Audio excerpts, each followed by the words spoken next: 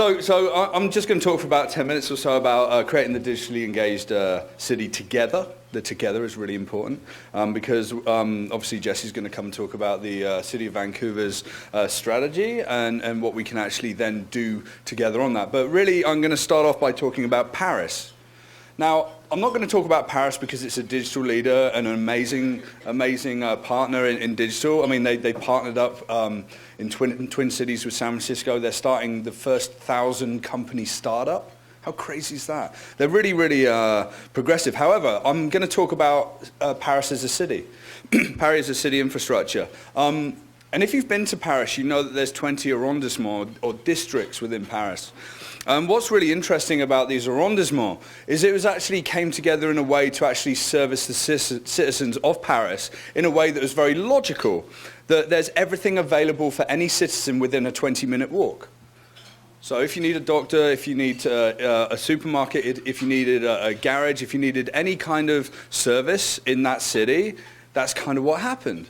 But which is kind of interesting when we think about digital cities, because really, when we look at what a digital city is, it's a city that uses a broad range of technology to enable new methods of engagement and service delivery supported by a robust and accessible digital infrastructure and open government ecosystem. And really, what we're trying to do as a digital city is actually get everything accessible within arm's reach. I think it's about 90% of people sleep with their mobile phone within arm's reach. Okay? If you all do that, like I pretty much do, right? So really what it is, it's not like walking out your front door and going and getting the services within 20 minutes.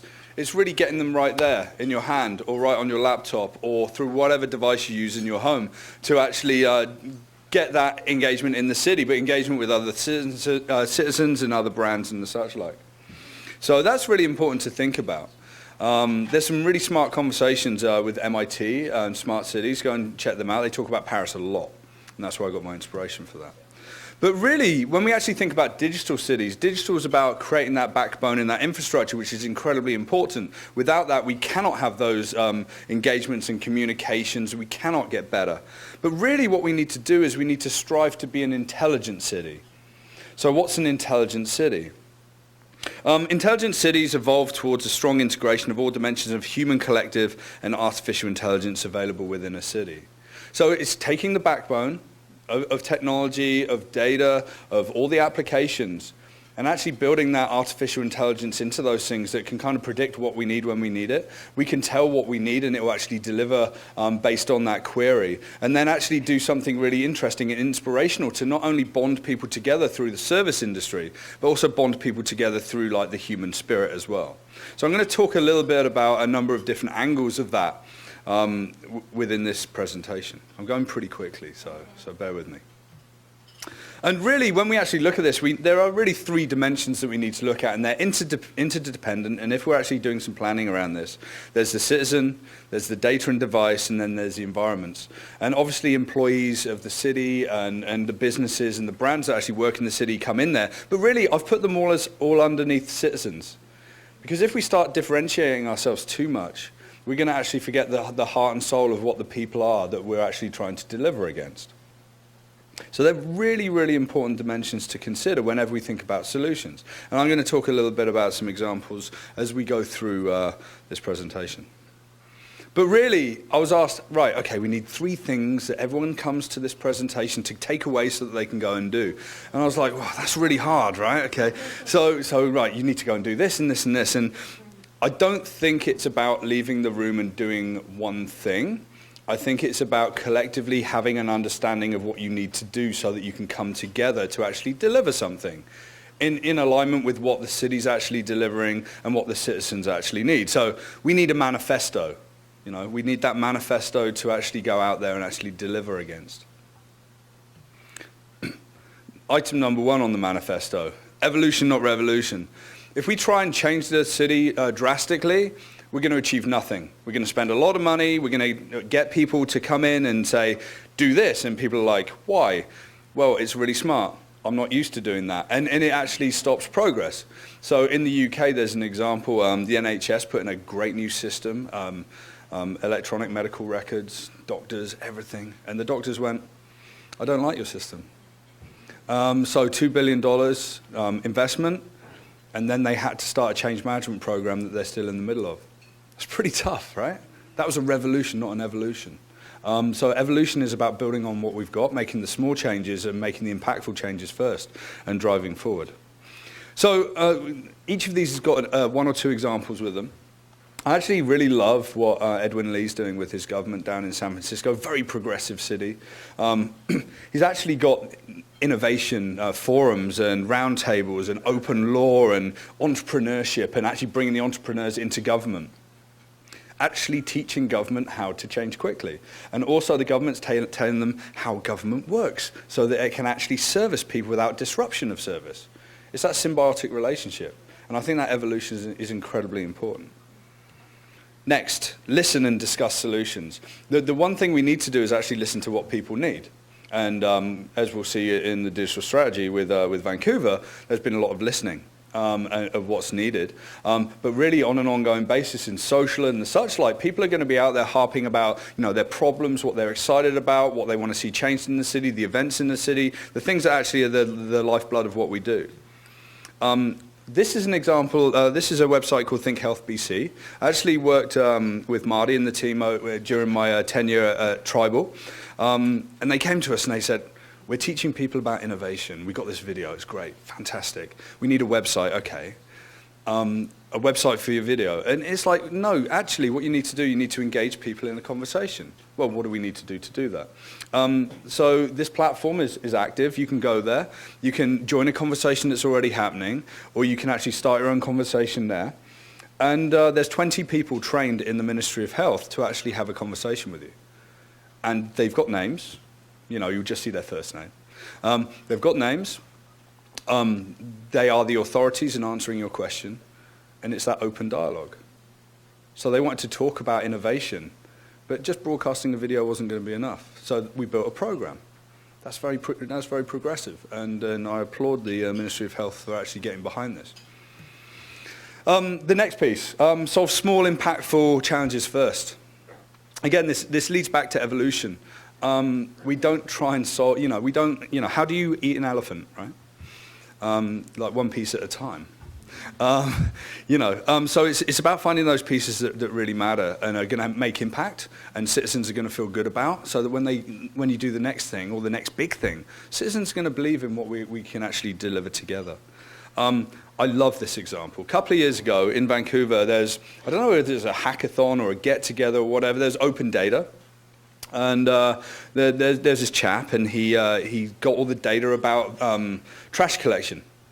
And he mapped it on Google Maps, I think, on a simple website, and called it vantrash.ca. 2 days, delivered a huge amount of value to everyone in Vancouver. I found it incredibly inspirational. What's actually happened, this launched about a month ago, and it transformed into Van Collect, which is now a City of Vancouver application that people can use to actually find out even more information. Hey, that was a really small problem, delivered a whole lot of value. And you've got to remember, I think there's over 150 different open data sources in Vancouver now. There's lots and lots of little problems that we can solve just by even like throwing some smart people at that as well. And that's something that's hugely important and very exciting. I'm going to play this video from San Francisco as well, because this is really, really great and a really great use of technology and a really very smart way to solve some municipal problems. Those people looking to park their vehicle so they can join the fun or get on with their business, finding a parking space in San Francisco just got easier, thanks to SF Park. This new approach to parking helps drivers find a space so that travel time, congestion, and carbon emissions all are reduced. New high-tech tools make the search easier. So in about 25% of the meters in San Francisco, there's a sensor at every space that simply tells you whether or not that parking space is occupied. Drivers can download a free app on their mobile devices and find out where parking spaces might be available and whether or not the cost of parking might be on the high or low side. Hourly fees can vary based on current demand. The other part of SF Park is demand-responsive pricing, and that's where we're obligated to find the lowest rate possible so that your experience that there's almost always one space available on every block. Currently, 7,000 spaces are part of SF Park, with more planned in the future. Sorry, I cut the video off there. The video actually goes on for a little longer, and you can actually find it on YouTube. We can even send out the links for these. I think it's really smart. You know, let's use technology to solve what's a headache for everyone every day that actually drives in San Francisco. I don't know if you've been to San Francisco. It's a nightmare to actually get around, right? Unless you're driving around it. As soon as you go into it, it's over. So this actually solved a huge problem. You know, and we all know what it's like to look for parking as well. Okay, so it's not about the small things. It's about deploying smart, scalable solutions for big challenges as well. I'm going to talk about trash. Again, maybe this whole presentation's about trash, but, you know, and you've always got to fit a meme in. So this is illegal tipping, right? Illegal trash tipping. You've got graffiti, you've got vandalism, you've got things left on the street, you've got Vancouver actually being affected by some of the residents that don't care as much about the city. Back in 2004, which is a long time ago in technical history, Lewisham in the southeast of London started an initiative called Love Lewisham. And what they did was they had an application that people could use, and it was actually actively used by the police and fire services and street sweepers and trash collectors and such like to actually find these little places within Lewisham area to actually fix. And they reduced graffiti by 30%, and they actually reduced time to respond to, say, you know, illegal tipping or graffiti from like 2 days to 0.4 of a day. Because they delivered like content and location and information directly into the council systems to actually then deploy much more effectively. And really, it's become something now called Love Clean London. And this was actually, Boris got behind it during the Olympics a lot.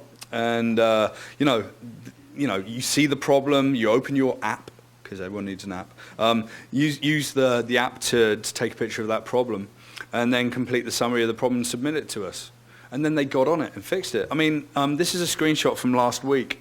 So 1,000 problem reports were actually delivered in 1 week, and they're about a third of the way through. That's pretty cool, hey? That's a really smart way, but it's scalable. And the reason it's scalable is that they started with one borough, and now they're the whole of London, and now they're actually spreading to other parts of the UK. Funnily enough, there's some in Jamaica as well. I haven't found any applications of this particular infrastructure in North America, but it's something that's really going to make a huge difference. And there's lots of other platforms that do something similar.